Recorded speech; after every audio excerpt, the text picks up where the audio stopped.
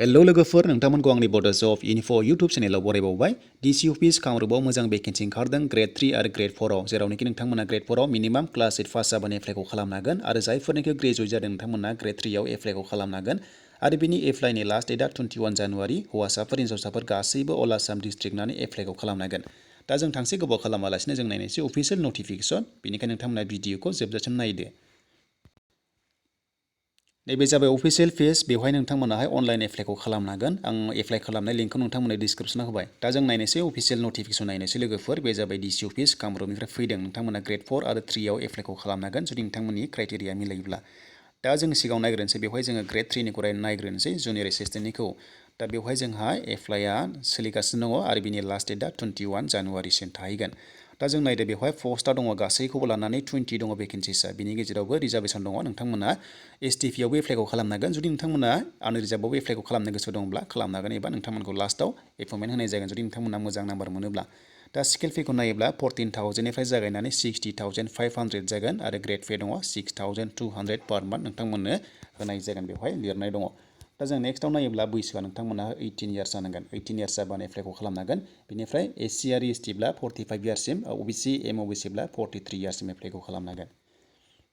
दा क्वालिफिकेसना जाबाय बेवहाय ग्रेड 3 आव नोंथांमोनाहाय ग्रेजुवेट जाथारनांगोन बेनिफ्राय 6 मान्थ्स डिप्ल'मा कम्पिउटाराव कर्स खालामनाय जानांगोन होनबानो एप्लाइखौ खालामनो हागोन एप्लाइ खालामनानै आं लिंकखौ नोंथांमोननो डिसक्रिप्शन होबाय बेनिफ्रायनो खालामदो आरो लास्ट डेटआ 21 जानुवारि दा मा डकुमेन्ट्स नोंथांमोना आपल'ड खालामनांगोन नैबेखौ नोंथांमोना दसेनि थाखाय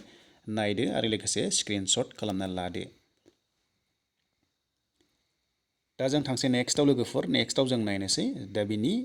एग्जामा गासैखौबो लानानै 215 एग्जाम जागोन लेंगुवेज स्किल टेस्ट दङ एसामिस बेंगलि बड'आव नोंथांमोना जिखुनु जाया मोनसे खालामनो हागोन आरो कम्पिउटार थिउरिनि प्रेक्टिकेल टेस्ट दङ नोंथांमोनखौ लानाय जागोन आरो लोगोसे नोंथांमोनाहाय एग्जामखौ लिरनांगोन 115 नि बेहाय ग्रेड 3 लेभेलाव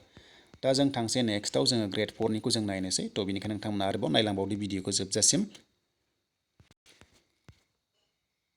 दा बे जाबाय लोगोफोर ग्रेड 4 नि बेवहाय नोंथांमोना मिनिमाम क्लास 8 पास जाबानो एप्लाइखौ खालामनो हागोन खुनु बेवहाय डिप्ल'मा नाङा नोंथांमोना क्लास 8 पास जाबानो एप्लाइखौ खालामनो हागोन दा बेवहाय पस्टआ गोबां टाइपनि दङ जेरै बेवहाय नुनो मोन्दों अफिस पियन दङ आरो जारि काराक दङ आरो मोनसे जाबाय मालि अफिस पियनावहाय 14 भेकेन्सिस दङ आरो जारि काराकआव 6 दङ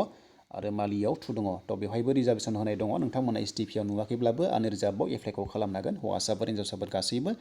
दा जोङो ग्रेड पेखौ नायोब्ला बेवहाय नुनो मोन्दों 3,900 अफिस पियनावहाय जारि काराकआव 4,400 आरो मालियाव दङ 3,900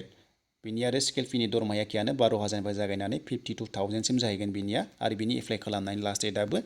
21 जानुवारि आरो नोंथांमोना 18 इयार्स जायोब्लानो एप्लाइखौ खालामनो हागोन आरो बिनिफ्राय लानानै 45 इयार्ससिम एससि एसटिफ्रा आरो ओबिसि एमओबिसिया 43 इयार्ससिम एप्लाइखौ खालामनो हागोन बेवहाय नोंथांमोना गासैबो हौवासाफोर हिन्जावसाफोरा क्लास 8 पास जाबानो एप्लाइखौ खालामनो हागोन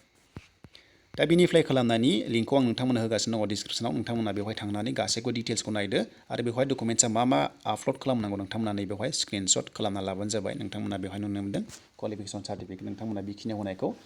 स्क्रिनशट खालामनानै लाबानो जाबाय दसेनि थाखाय आं टाइम होबाय नोंथांमोननो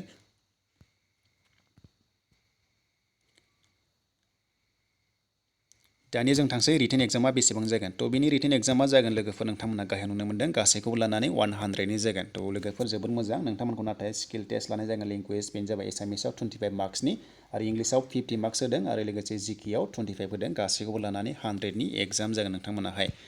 दानिया लोगोफोर आसा खालामो नोंथांमोना चेनेलाव सोरबाफोर गोदानै फैदोंब्ला चेनेलखौ साबस्क्राइब खालामदो आरो लोगोसे हानायसेबां शेयार खालाम जाहाथे बयबो मिथिनानै एप्लाइखौ खालामनो हायो